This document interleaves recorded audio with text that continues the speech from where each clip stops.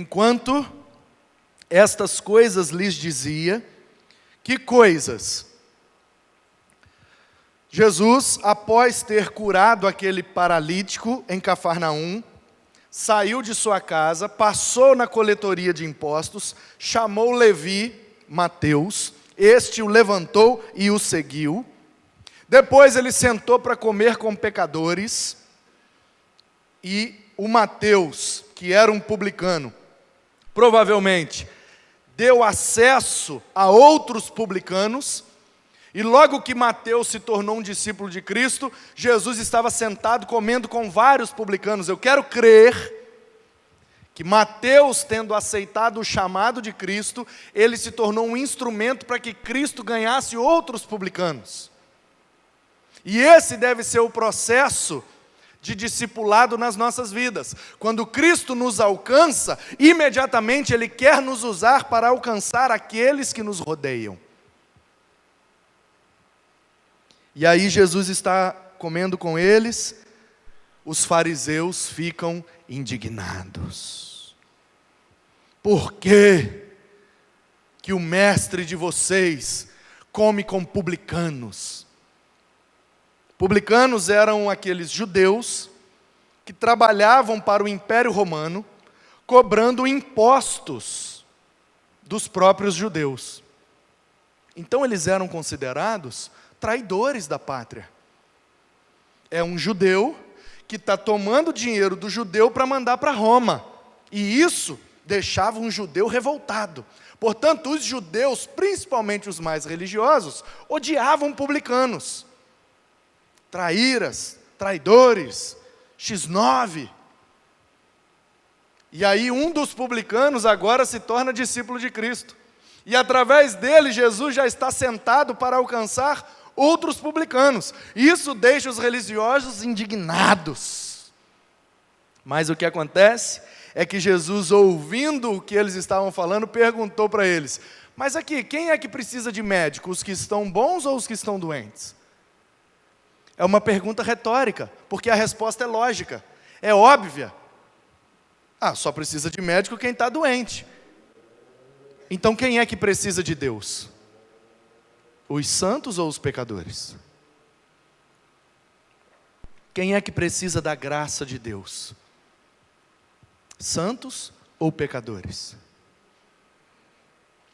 E aí Jesus disse: vocês conhecem um versículo de cor, mas vocês não sabem o significado do versículo.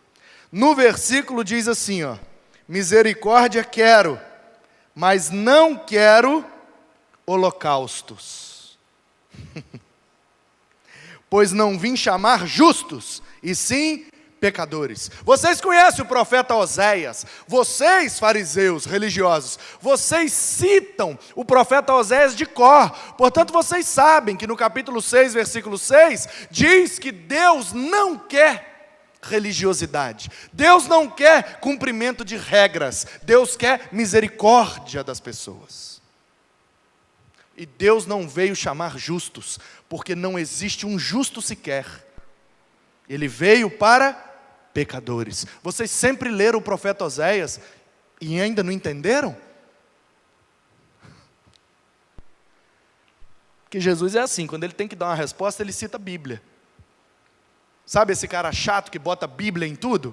Jesus. Sabe?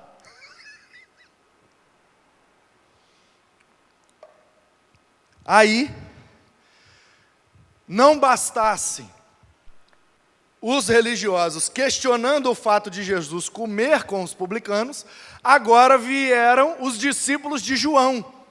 Que João? O João Batista, o primo de Jesus. Ele também tinha discípulos que batizavam também. E aí eles vêm, e existe lá, na Judéia, uma certa rixa, que foi alimentada por eles mesmos. Qual é o melhor?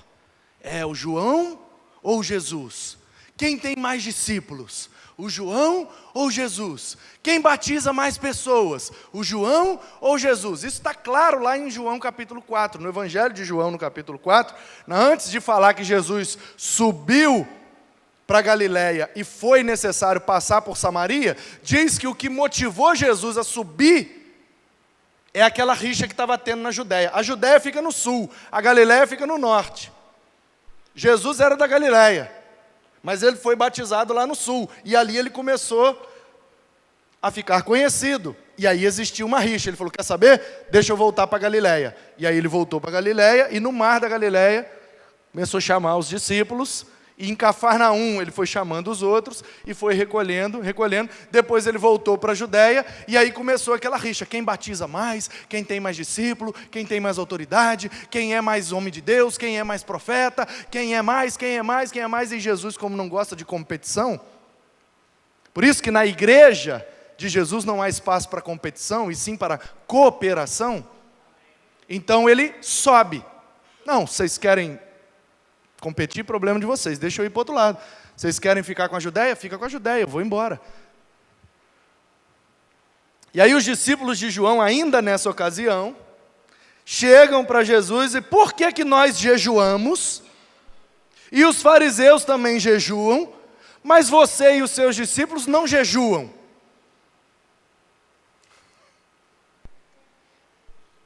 Aí um dia uma menina perguntou assim para mim, pastor, nós vamos sair para evangelizar, o senhor não acha que a gente deveria fazer um jejum para ficar bem fortalecido? Eu falei, mas Jesus evangelizava sem jejuar.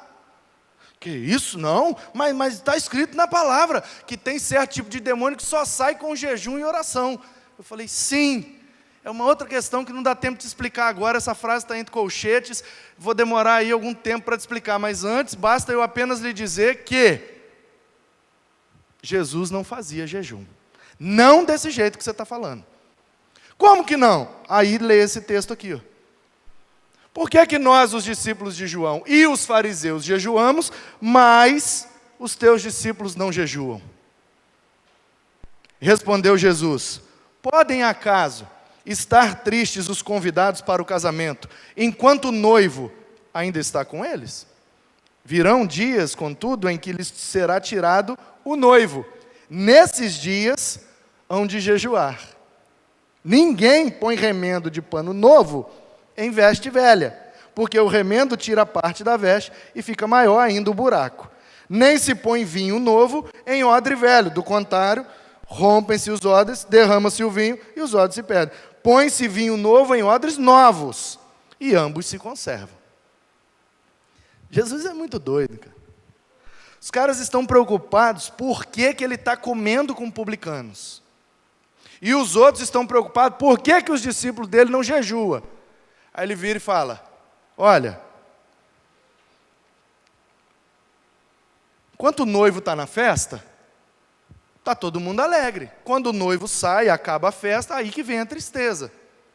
Quando tem festa, bora comer. Se tem festa, bora comer. Vai fazer jejum na festa? Outra coisa, se a roupa de vocês estiver ficando velha, começar a puir, você vê que vai rasgar, não bota um remendo com um pano novo não, porque o pano novo é muito forte, aí vai acabar rasgando, e quando você tirar o pano novo, vai ficar um buraco maior ainda no pano velho. Ah, e outra coisa, se você tiver feito um vinho novo, que ainda está fermentando muito, não bota ele num odre. Odre é um saco de couro. Um saco feito de couro de animal, que botava líquido, tampava era tipo a garrafa da época.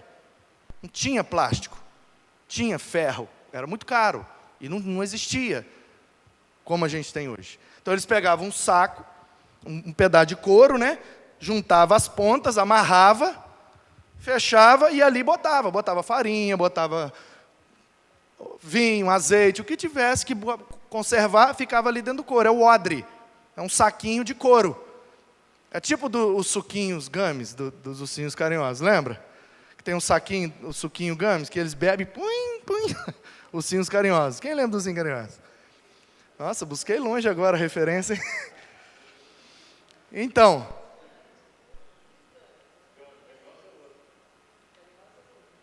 Ah, tá.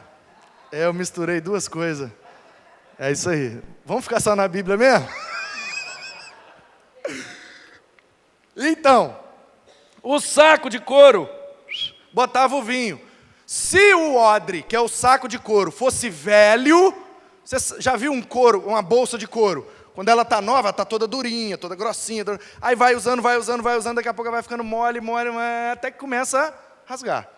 Porque o couro ele vai perdendo a rigidez com o tempo, até furar. Então o que Jesus está dizendo é, se o seu odre, o saco de couro, é velho, não bota vinho novo. Por quê? Porque você vai fechar, o vinho vai continuar fermentando e a pressão vai pocar o odre. Vinho novo, bota no odre novo. No odre velho, bota só vinho velho, porque ele não fermenta mais, aí você bota lá tranquilo.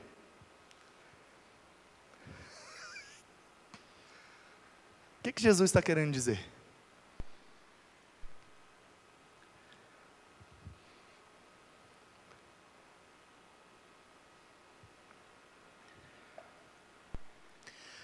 Não tentem medir o meu ministério pela religiosidade de vocês. Galinha que acompanha pato, morre afogada. Periquito que acompanha morcego, amanhece de cabeça para baixo. O que Jesus está querendo dizer é isso. Não me acompanha que eu não sou novela. Me deixa fazer do meu jeito, que eu sei o que eu estou fazendo. Eu acabei de curar um leproso, eu acabei de curar a sogra de um discípulo meu, eu acabei de acalmar uma tempestade, eu acabei de expulsar demônio de 2 gadarenos, eu acabei de levantar um paralítico da maca, e vocês querem saber por que a gente não está jejuando? Eu estou ressuscitando gente, e vocês preocupados por que a gente não está comendo? Por que está comendo se não está comendo? Que comida que come? Comida que não come? Então, nesse contexto em que Jesus está aproveitando essa ocasião para dar uma aula, porque Jesus é assim, ele é um mestre. Toda ocasião ele aproveita para dar uma aula. Enquanto ele está dando essa aula, o que eu te falei até agora é só para te explicar a primeira frase do verso 18. Enquanto estas coisas lhes dizia, que estas coisas? O que eu acabei de explicar. Jesus está no meio da aula, está rolando a EBD lá, Jesus está com os publicanos, e Jesus está lá, ensinando. Ai, mas Jesus está ensinando para os caras que nem são crentes, é porque para Jesus só existe um tipo de pessoa, gente. Jesus gosta de gente. Se é crente, se não é, se é judeu, se não é, se é publicano, se é fariseu, se é gentio, interessa, ele quer ensinar. Ele quer fazer discípulos. Enquanto ele está ensinando, e os caras de um lado não estão aceitando, pelo fato dele estar com publicanos, e os outros estão indignados, com a cuca fervendo, mas por que o discípulo deles não jejua? Olha a preocupação dos caras. E esse é o grande perigo. Esse é o grande perigo. Enquanto estas coisas lhes dizia, ou seja, enquanto Jesus tem operado maravilhas, tem um monte de gente que está preocupado com besteiras. Enquanto Jesus está salvando, enquanto Jesus está transformando, enquanto Jesus está curando, tem gente preocupada com cor de parede. Enquanto Jesus está salvando casamentos, enquanto Jesus está levando pessoas ao batismo, enquanto Jesus está restaurando famílias, enquanto Jesus está santificando vidas, tem gente preocupada se o menino não vai cair no degrau. Enquanto Jesus está ensinando coisas maravilhosas que vão refletir na nossa eternidade, tem gente preocupado se o copo é de vidro ou é de plástico.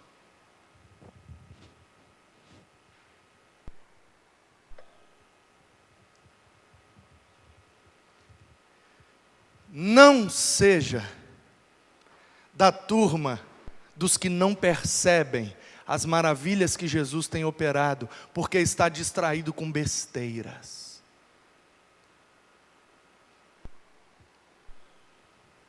Vinho velho, odre velho. Vinho novo, odre novo, meu irmão. Não se bota vinho novo em odre velho. Vamos fazer o que tem que ser feito? Então vamos fazer do jeito que tem que ser feito. Para ficar coerente. O nosso vinho é velho? Bora no odre velho. O nosso vinho é novo? No odre novo. Se misturar as duas coisas, dá errado. O problema não é que o vinho velho é melhor ou pior do que o novo. A questão aqui não é qual vinho que é melhor. A questão aqui é que cada tipo de vinho exige um tipo de odre. Ou seja, quando Jesus começa a operar, a pergunta é: em que odre você está? De que odre você faz parte? Em que time você está jogando? Você está no time daqueles que estão maravilhados com os ensinamentos e com o poder de Jesus? Ou você está do lado daqueles que estão preocupados com bobeiras, com comida, se comeu, se não comeu, com dia, se guardou, se não guardou o dia?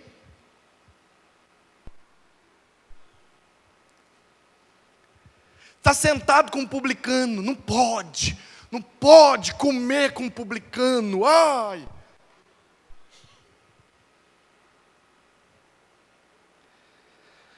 Enquanto estas coisas lhes dizia, eis que um chefe, não é qualquer um, é um chefe, é um rosh. Sabe o que é rosh? É a palavra hebraica para cabeça. Quando o Novo Testamento diz que Cristo é o cabeça da igreja, no contexto judaico, o rosh, ou seja, o cabeça de uma sinagoga, é o líder, é o chefe daquela sinagoga, é o rosh. Aí quando Paulo vai escrever em grego, ele passa rosh do hebraico para kefa, em grego. Então Jesus é o kefa da igreja. Por isso quando você tem cefaleia, você está com dor de cabeça. Quando você vai fazer um eletroencefalograma, é xerox da cabeça.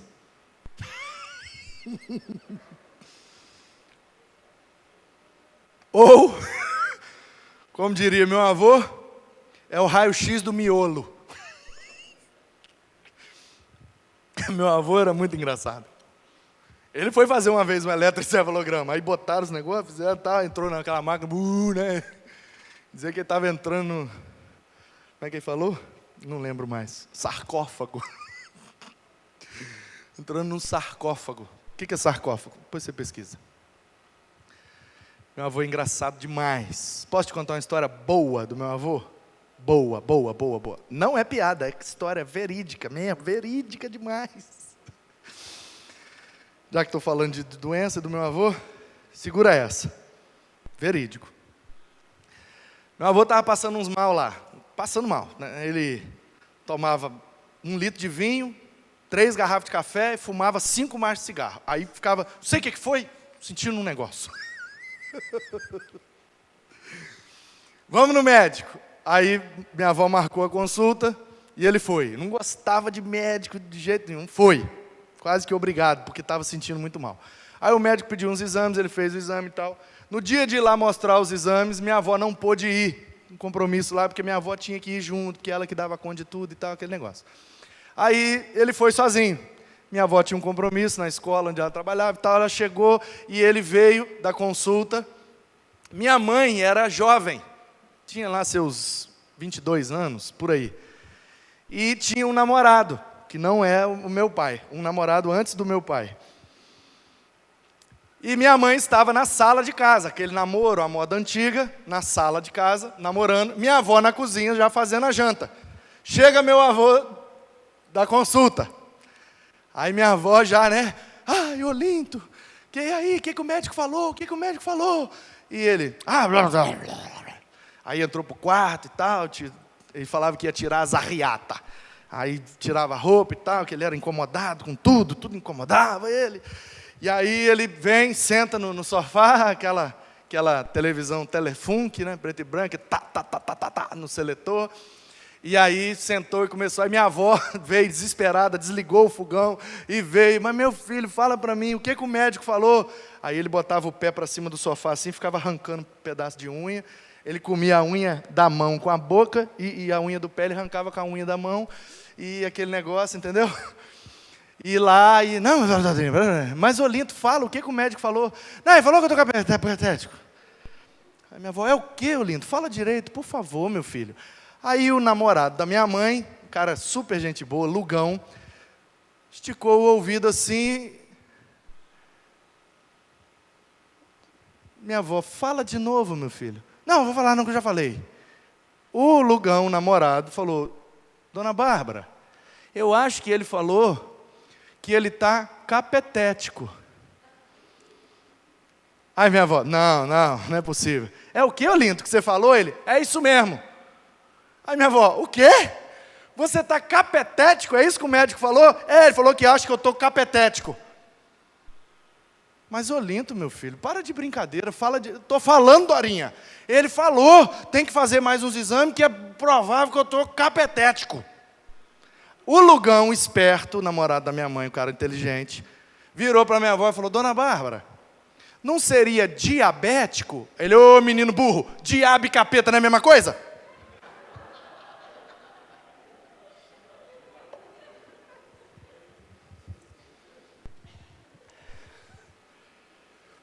Capetético. Seu Olinto Mesa Barba, em memória. Então, meus queridos, o que eu estou dizendo é, nós precisamos entender que Jesus é o cabeça da igreja. Ele é o chefe, é Ele que manda.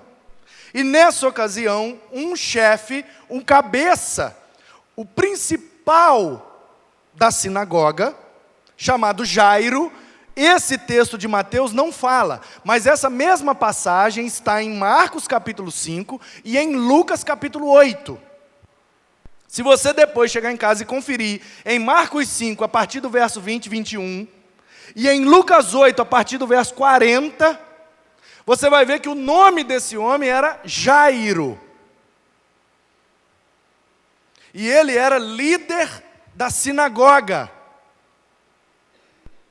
E ele chega para Jesus e adora Jesus.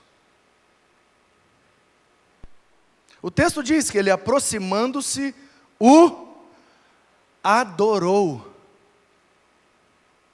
Adorou e disse, minha filha faleceu agora mesmo, mas vem, impõe a mão sobre ela e viverá. E Jesus, levantando-se, o seguia, e também os seus discípulos. E eis que uma mulher, que durante 12 anos vinha padecendo de uma hemorragia, veio por trás dele e lhe tocou na orla da veste, porque dizia consigo mesmo, se eu apenas lhe tocar a veste, ficarei curada. Esse mesmo texto, essa mesma passagem, também está em Marcos 5 e Lucas 8. Do mesmo jeito. Jesus está lá, dando aula, Jesus está fazendo maravilhas, mas tem uma turma que está preocupada com besteira, e Jesus dá-lhe uma lição em parábola. Nisso, chega o cara desesperado, o cara era um chefe da sinagoga e fala, Jesus, o adora, eu quero crer que ele se prostrou, ajoelhou-se, fez um sinal de adoração. Você pode entender o que está acontecendo? Um chefe de uma sinagoga, um líder da religião judaica, o cara mais respeitado daquela região, porque numa região, o líder da sinagoga é o cara mais respeitado religiosamente. Esse cara ajoelhou-se, prostrou-se, adorou Jesus, dizendo para todos que estavam vendo, esse cara é Deus. Porque todo judeu aprende desde que nasce que só um merece adoração, Deus. O que Jairo estava dizendo para Jesus é, você é Deus. Só você pode resolver o problema da minha filha. E aí Jesus, então bora lá. Vendo a fé do homem. Bora lá. No meio do caminho apareceu uma dona, uma moça, uma mulher, não sei quantos anos ela tinha, não sei qual era o nome dela, eu sei a fé que ela tinha. E ela creu que simplesmente, se ela tocasse na roupa de Jesus, precisava nem ser no corpo, no cabelo dele não, podia ser só na roupa. E aí se você ler essa passagem, continuar lendo e ler junto com Marcos e com Lucas, você vai entender melhor. Em Mateus só diz que Jesus voltando-se, vendo-a, disse, tem bom ânimo, filha, tua fé te salvou. E desde aquele instante a mulher ficou sã, curada.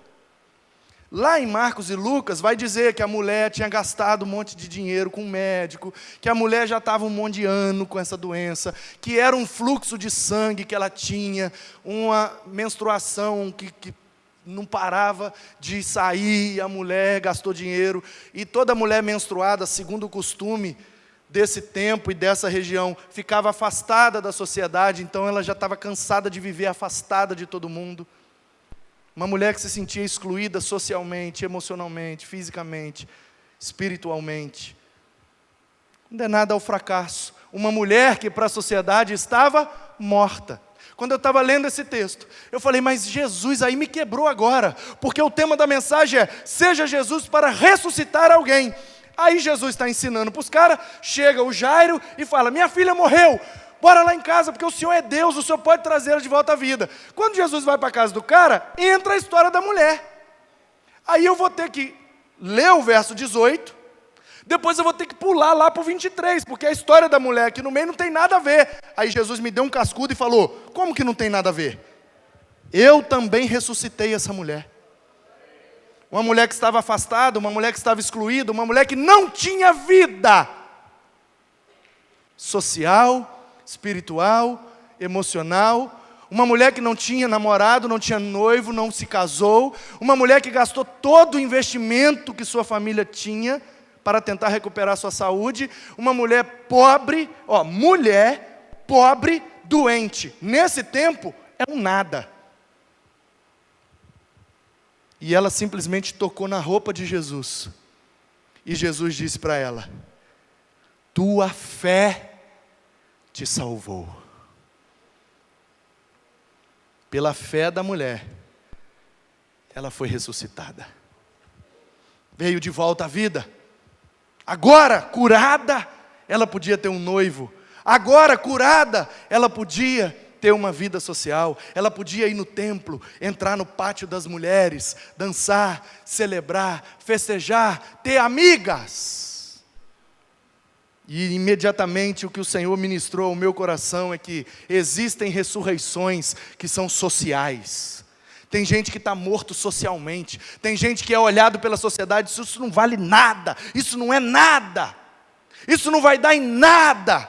E aí Jesus olha a fé do nada e transforma numa pessoa com dignidade. Porque Ele veio para dar vida. Vida em abundância.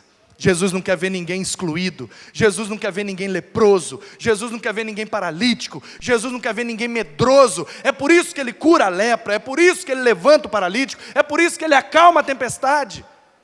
É por isso que Ele expulsa os demônios. Porque Ele não quer ninguém preso, escravizado. Ele nos quer livres. Ele nos quer curados, Ele nos quer de pé, Ele nos quer santos e irrepreensíveis para sermos instrumentos de ressurreição nas mãos dEle. É isso que Ele quer para a sua vida, meu irmão. Por isso que Ele te cura, porque Ele quer te usar para curar outros. Por isso que Ele te liberta, porque Ele quer te usar para libertar outros. Por isso que Ele te salva, porque Ele quer te usar para salvar outros. E aí Jesus, depois que ressuscita essa mulher, socialmente falando, no verso 23 diz, tendo Jesus chegado à casa do chefe, e vendo os tocadores de flauta, e o povo em alvoroço. Aí eu te pergunto, Jesus chegou na casa do Jairo, o texto aqui não diz, mas eu já te disse, Marcos e Lucas diz, o nome do cara é Jairo. A menina dele morreu. Tem gente que diz que o nome da menina é Talita. Tem gente que diz, aqui não diz, mas lá em Marcos e Lucas diz que quando Jesus chegou na beira da cama, ele deu a mão para a menina e falou, Talita, cumi. São duas palavras em aramaico, que significa, menina, levanta. Por isso que tem umas meninas aí que chama Talita, porque Talita é menina em aramaico. Talita, cumi, menina, levanta, vem para cima, cumi. Por isso que a gente chama de cume do monte, a parte mais alta, mais acima. Então, que eu preciso que você preste atenção, eu estou só lendo, tá? Ainda não comecei a pregar, não. Estou só lendo. O que eu preciso que você repare é que quando Jesus chegou lá, tinha tocadores de flautas e um alvoroço. O que é que significa isso? Uai, tocador de flauta está tendo o quê? Uma festa ou um velório? Então nós precisamos conhecer o contexto desse tempo. Nesse tempo aqui, quando morria alguém, o velório era feito com flautas, sendo tocadas em melodias completamente bucólicas. Melodias que eram...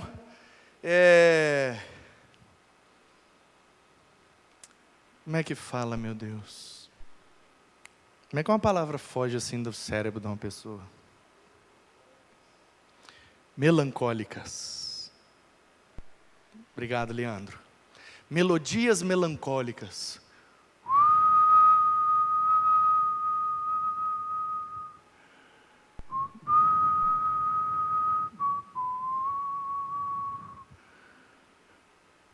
Entendeu? Aquela flautinha, aquela coisa assim. Flauta, porque a gente vê, tocando flauta, a gente já imagina, uma festa. Não, calma. Calma, é um velório. E existiam também as carpideiras. Quem aqui sabe o que é carpideira? Sabia que é uma profissão? Nos últimos dias está caindo em desuso. Mas é uma profissão. Carpideira. Mulheres contratadas para chorar em velórios. Nesse tempo era muito comum, quando chegava-se num velório, aquele monte de gente, uma turma tocando flauta e uma turma chorando desesperadamente. E você ia procurar saber, não era nem da família, não era nem conhecido, eram profissionais. É cultural, era da cultura. O cara contratava para o velório, que ele estava organizando de alguém da família, flautistas e carpideiras. E aí ficava aquele alvoroço. As mulheres chorando, desesperadas, os outros tocando flauta, e aquela mistura de flauta com choro. Mistura aí na cabeça, faz um mix aí. Flauta com choro, aquele alvoroço. É o que Jesus encontrou lá. Então, quando eu leio, tinha gente tocando flauta e o povo em alvoroço, o que é que eu entendo? O velório já estava armado. O velório já estava armado. Já viu situação que o povo arma o velório? Eu já vi gente que arma velório para casamento. Não, isso aí já acabou. Acabou. Isso aí já era. Acabou. Já começa a armar o velório. Já começa a contar a fofoca e falar como se acabou e não tem mais jeito. E nananã. Aí entra Jesus na história. E Jesus acaba com o velório. E ele diz assim, ó, verso 24. Sai todo mundo daqui. Não é o que está escrito aí no verso 24? O João Ferreira de Almeida deu uma moral, né? Ele botou, retirai-vos. Aí você acha que Jesus chegou no alvoroço, a menina dada como morta. Mas ele, Deus, que acabou de ser adorado pelo pai da menina, viu no coração do pai da menina a fé do pai da menina, e pela fé do pai da menina, ele iria, para honrar a adoração e a fé daquele homem, ele iria ressuscitar aquela menina. Então ele já sabe tudo que vai acontecer. Que ele é assim, ele faz o fim antes do começo. Ele sabe tudo, sabe antes. Deus vê depois da curva. E aí ele chega lá, o velório já montado, e ele, retirai-vos. Você acha que ele falou assim?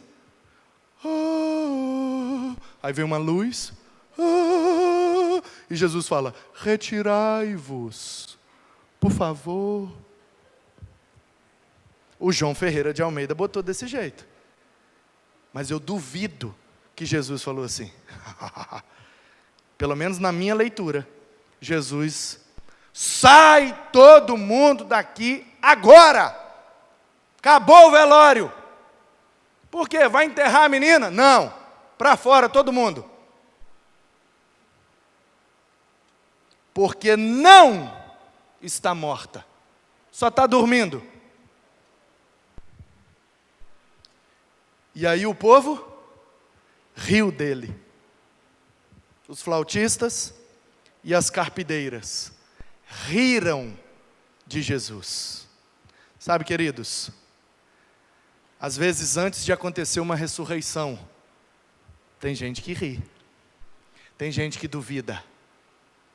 Mas quando o Senhor é o personagem principal de uma história, não tem sorriso que dure mais do que o instante em que ele toca e age com poder para entupir a boca de quem riu.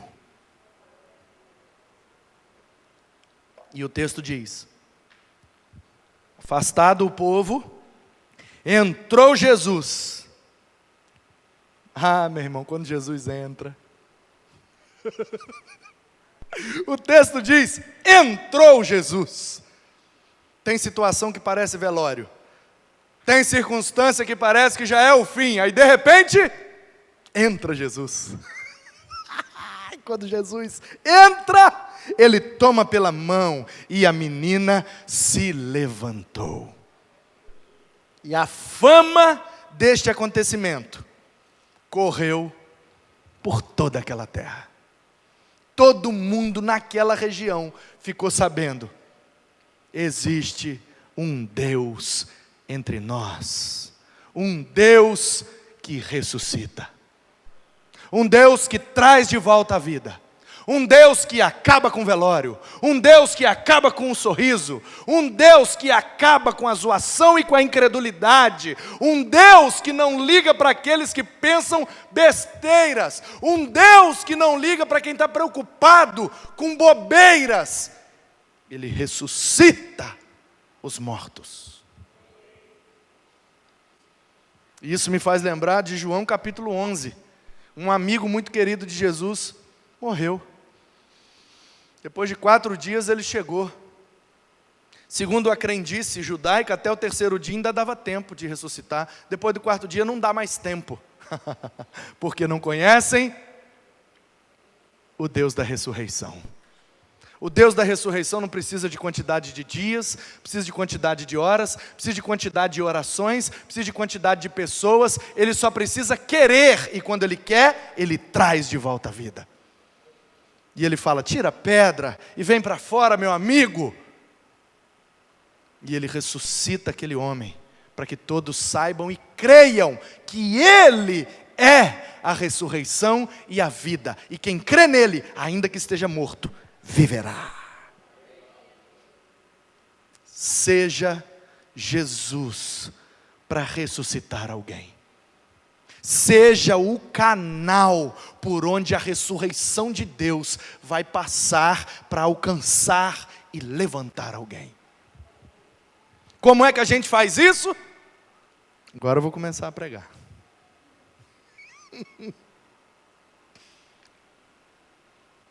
Como é que a gente faz isso?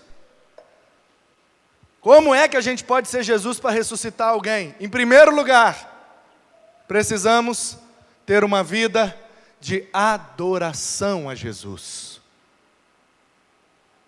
Tem como ser instrumento de ressurreição, se antes não for um instrumento de adoração. O verso 18 diz, enquanto ele dizia essas coisas, eis que aproximou-se um chefe e o adorou. Houve ressurreição, porque antes houve adoração. Tem alguma pessoa, Tem alguma área, tem alguma coisa que você sente que Jesus pode ressuscitar? Comece a adorar, meu irmão. Comece a buscar a Deus em intimidade. Comece a se prostrar diante de Deus. Comece a buscar intimidade e relacionamento com Deus. Porque adoração precede ressurreição. Comece a adorar. Seja um adorador de Deus. Seja um imitador de Cristo. Seja um discípulo de Jesus na íntegra. Porque aí sim você vai poder ser Jesus para ressuscitar alguém. Em segundo lugar, creia na mão poderosa de Jesus. A mão que toca, a mão que levanta, a mão que opera e ressuscita é de Jesus. Mas Ele pode calçar uma luva nessa mão. E essa luva pode ser você. Alguém que Ele vai usar para tocar e ressuscitar. O verso de número 18, parte B diz: minha filha faleceu, agora mesmo, mas vem, impõe a mão sobre ela, e ela viverá. O Jairo, chefe da sinagoga, creu, depositou toda a fé que ele tinha, que se Jesus tocasse a mão naquela menina, aquela menina ressuscitaria. Creia, meu querido, que através de você, o cântico diz: somos tuas mãos, tocando e abençoando. Creia que você, como corpo de Cristo, pode ser, entre aspas, a mão de Jesus, tocando para ressuscitar. Adore a Jesus, creia na mão poderosa de Jesus. Creia, nós somos o corpo de Cristo, Ele pode nos usar para ressuscitar pessoas, como ressuscitou essa mulher enferma. E eu quero que você, depois de adorar, depois de crer, eu quero que você toque nas pessoas. Porque o texto do verso 19 até o verso 22 diz que a mulher creu numa coisa: se eu tão somente tocar na roupa dele. O toque está presente na história. O Jairo falou com Jesus: bota a mão na minha menina, toca nela. E a mulher, vendo Jesus, disse: se eu tão somente tocar nele. Eu sei que nós somos meio antissociais, eu sei que a gente evita o toque, mas entenda e creia, Deus age também através de um toque. Um abraço pode ressuscitar alguém. Um abraço bem apertado. Uma mão estendida para levantar pode ressuscitar alguém. Talvez o que alguém precisa para ressuscitar é apenas um toque de amor, um toque de carinho, um toque de compaixão, um toque de graça, um toque de ressurreição. Não seja antissocial, meu irmão. Jesus não era. Lá em Marcos e Lucas vai dizer que ele sentiu o toque daquela mulher, e ele disse: alguém me tocou. E um dos discípulos, tipo assim, né? Ora, temos um Sherlock Holmes. Um monte de gente. O senhor está indo para a casa do Jairo, uma muvuca acompanhando a gente. O senhor vai dizer: alguém me tocou? E aí o que ele responde? Alguém me tocou de um jeito diferente. Não é que esbarrou em mim, não é que encostou em mim, é um toque de fé. Eu me lembro uma vez, eu estava terminando eu não tinha ido nem ao seminário ainda. Era por volta do ano de 2007. Já tem 11 anos, hein? Eu me lembro. 2007. Para quem não entendeu a referência, é Lázaro. 2007, estávamos num culto. um formato assim de NEBs, núcleos de estudo bíblico, que acontecia num lugar onde depois, olha que coisa, agora que eu me dei conta disso. Em 2007 eu estava no lugar, num estudo bíblico, com meia dúzia de pessoas, e em 2012 eu fui empossado como pastor de uma congregação nesse mesmo lugar. Agora que eu associei. Em 2007, eu tinha ido pregar num congresso em Governador Valadares. E lá nesse congresso, Deus falou poderosamente ao meu coração, confirmando a vocação, e eu voltei de lá decidido a ir para o seminário. E aí, tive uma experiência, e Deus usou a vida de um pastor. Pastor Fábio, Fabinho. Até mandar para ele depois. Fabinho, um abraço. Ele é pastor presbiteriano. Ele era da 8ª Presbiteriana de Belo Horizonte, agora diz que ele está lá para os lados de Goiás, eu acho. Fabinho, Deus abençoe. Fabinho, um homem de Deus, ministrou, pregou uma mensagem que falou profundamente ao meu coração, dizendo que nós, como corpo de Cristo, poderíamos ser usados por Deus para tocar e curar as pessoas. Eu ouvi aquilo, guardei para mim, não teve nenhuma papagaiada, era um congresso num sítio, adolescentes presbiterianos, palavra e tudo certinho, e eu cantei, fiz umas dinâmicas, administrações e tal, e esse pastor Fabinho pregou, e foi um final de semana fantástico, e eu voltei impactado com aquele negócio, e eu nunca tinha vivido essa experiência, porque eu nunca tinha ouvido isso. Às vezes é uma questão da gente ouvir. Como é que eu vou fazer se eu nunca ouvi? Não sei como é que funciona. E aí ele falou isso, eu guardei em mim, fiquei quieto. Falei, está na Bíblia, é bíblico, é bíblico esse negócio. Bom, sei lá, parece coisa de pentecostal, né? Curar os outros, né? Vai eu para o estudo bíblico. Conversa vai, conversa vem, uma irmã muito querida foi se mexer na cadeira e travou. Que isso? No meio do estudo. Pega daqui, pega dali, travou, não levanta, não senta, não pega, e ela, assim, como é que eu vou falar? Digamos que o templo dela, que habitava o Espírito Santo, era amplo. É isso. Como é que fala? Não sei. De forma que não dava conta, era eu, umas donas, uma senhorinha assim, acho que a Ana Paula nem estava comigo, eu estava com o Manuzinho comigo, com outro rapaz, amigão meu, que hoje é até missionário na Cristolândia, e com 2 senhorinhas e essa irmã. E o marido dela já de idade, a gente ficou meio sem condição, e aí ela, onde é que é? É aqui no ciático, lombar, não sei do que, e ai meu Deus, na hora veio o pastor Fabinho aqui, ó, pum. Nós somos o corpo de Cristo, que podemos tocar as pessoas e curá-las. Falei, não. E eu olhava e a mulher contorcendo na cadeira, e eu, não. E os irmãos, o que vai? Pega, e nós tentamos pegar. Então, vamos orar. E tal, e coisa, e tal, e vamos orar. A irmã bateu no meu ombro e falou assim, ora aí, Manu. E aí eu comecei a orar, irmãos. Comecei a orar. Eu não sei te explicar como é que foi. Eu não sou nem muito dessas coisas, não.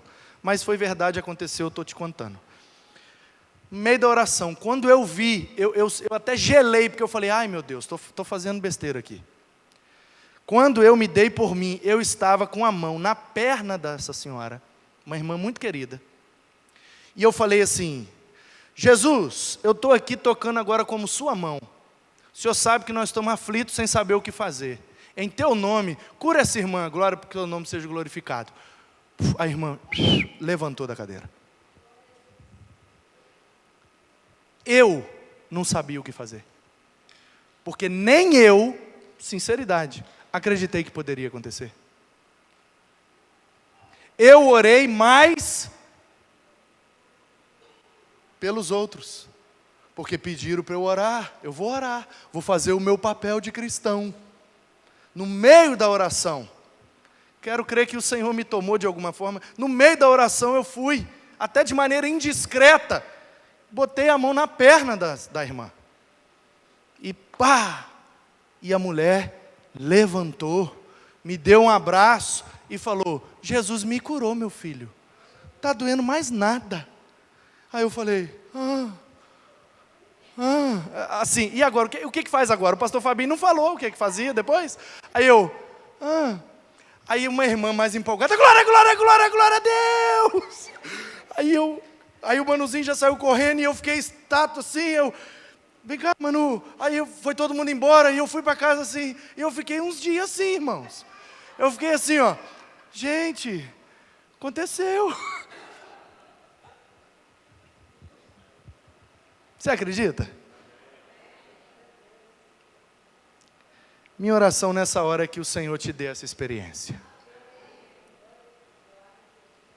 É que você tenha ousadia, fé, é que você adore tanto a Jesus, que você creia tanto no poder das mãos de Jesus, que você possa tocar com fé em alguém, e esse alguém se levantará ressurreto, curado, porque o Senhor, através de nós, vai tocar as pessoas. Então adore, creia, toque, acabe com o alvoroço. O verso de número 23 e 24 diz que Jesus chegou lá, já estavam os caras tocando flauta, já estavam as carpideiras chorando, e já estava aquele alvoroço, o velório estava montado. Ei, você quer ser Jesus para ressuscitar alguém? Acabe com os alvoroços. Quando você vê uma situação, aquele alvoroço, o velório já está armado, a confusão já está feita, agora não tem mais jeito, seja Jesus para entrar nessa situação e reverter o velório em festa. Reverter um alvoroço em milagre. Acabe com os alvoroços, meu irmão. Acabe. Seja um pacificador. Porque bem-aventurados os pacificadores, bem-aventurados os que acabam com os alvoroços da vida de alguém. Talvez alguém está vivendo, precisando de uma ressurreição, e em volta dessa pessoa está um alvoroço tremendo. Já viu gente assim, perdida, completamente perdida? Gente que parece que está no meio de um furacão. Ela fala coisa com coisa, ela não está entendendo nada. Uma hora ela fala que vai para um lugar, daqui a pouco ela fala que vai para outra. Uma hora ela fala que vai tomar uma decisão, outra hora vai para outra. Ela fala que gosta de branco, depois gosta de preto. Eu gosto de amarelo, eu gosto de vermelho, eu gosto de quente, não, agora eu gosto de frio. E a pessoa, aquele alvoroço. Alvoroço, Tutu. Nós temos que ser instrumentos de Jesus para acabar com os alvoroços da vida das pessoas. Para trazer paz, para trazer tranquilidade, para trazer alegria. Porque tem gente, que contratam as carpideiras. Tem gente que tem prazer em contratar flautista, anunciar a morte dos outros, anunciar velório dos outros. Mercenários, abutres. Um bando de abutres, espreita, esperando um cadáver para fazer o alvoroço. Não seja um abutre, meu irmão. Não seja um coveiro, aquele que celebra com a morte, porque tem emprego garantido. Seja um agente de ressurreição. Quando você vê alguém precisando de ressurreição, quando você vê alguém que está morto, prestes a morrer, um velório que já está montado, uma vida que já está considerada como nada, seja Jesus para espantar carpideiras, botar flautista para correr. Ninguém vai celebrar a morte, porque quando Jesus entra, celebramos a vida. Adore, creia, toque, acabe com o alvoroço, estique, estenda sua mão, tome alguém pela mão, como diz o verso 25, afastando o povo, E depois que o povo se afastou, entrou Jesus, tomou a menina pela mão. E isso me faz lembrar de Atos capítulo 3. Aquele paralítico, aquele coxo, na porta do templo. Pedro e João, a hora nona, subindo para orar. Porta formosa do templo de Salomão. Aquele homem jogado no chão lá, pedindo esmola. E aí Pedro e João chegam e Pedro fala: ouro e prata eu não tenho, cara. Não tem dinheiro. Mas o que eu tenho, eu te dou. Diz o texto: estendendo a mão, tomou-o pela mão e disse: levanta. De um salto, o homem pôs-se em pé e adentrou o templo, adorando ao Senhor. Creia, meu irmão, ouro e prata não temos, mas o que nós temos, nós damos. Nós temos Jesus de Nazaré. Que foi o que Pedro disse: em nome de Jesus, o Nazareno, levanta e anda. E pegou aquele homem pela mão e levantou. Às vezes a gente fala para as pessoas: levanta e anda. A gente até fala com fé. Às vezes a gente está adorando a Jesus, às vezes a gente está crendo que Jesus opera, às vezes a gente está tocando com fé, a gente está acabando com os alvoroços, às vezes a gente está fazendo tudo certo, mas ninguém levanta. Pode ser que Jesus esteja querendo que nós sejamos como Pedro e possamos estender a mão e levantarmos. Às vezes vai ter que jogar no ombro, às vezes vai ter que carregar nas costas, às vezes vai ter que se sacrificar por causa de alguém, correr riscos, porque já logo no capítulo 4, eu vejo Pedro diante do sinédrio, sendo acusado de blasfêmia e tomando uma coça.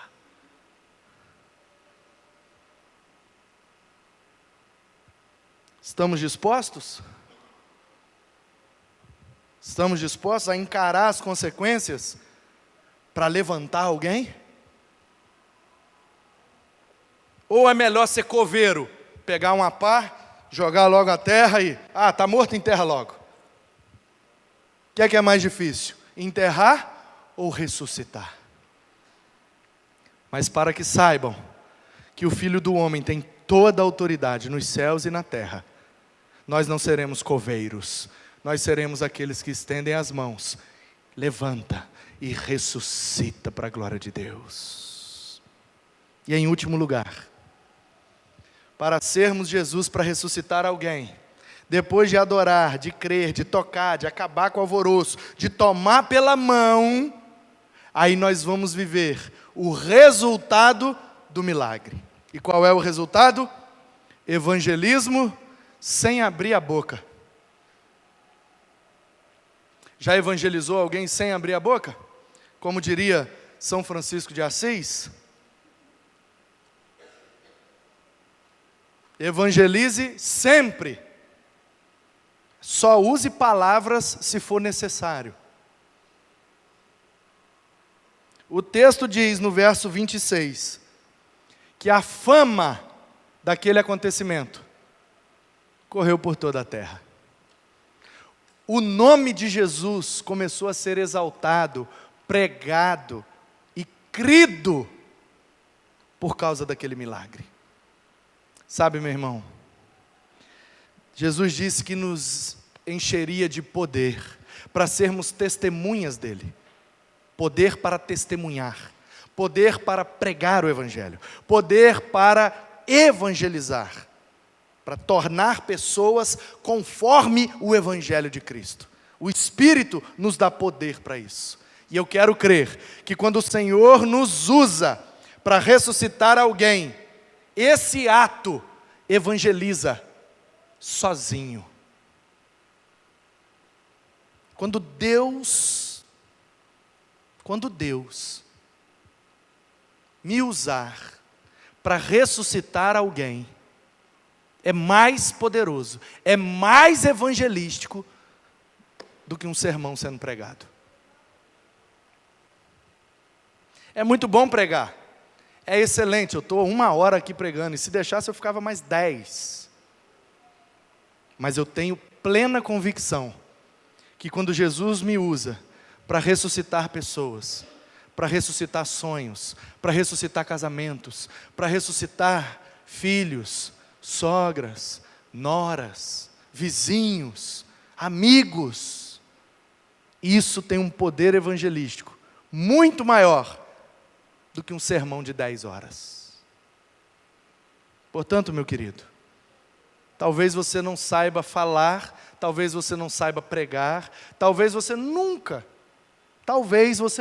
vai usar este púlpito para pregar o Evangelho, mas você pode pregar uma mensagem muito mais poderosa, sendo agente de ressurreição. Se Jesus começar a te usar para ressuscitar pessoas, a mensagem será espalhada com muito mais poder. Pense nisso, pense nisso. Jesus te deu uma ordem: ide e pregai, faça discípulos. Ah, pastor, não sei pregar. Então viva. Quem sabe com a sua vida, Jesus não comece a pregar para alguém. Seja um instrumento de milagre, seja um instrumento de ressurreição na vida de alguém. E assim, o Evangelho será pregado com poder e com autoridade, em nome de Jesus. Amém.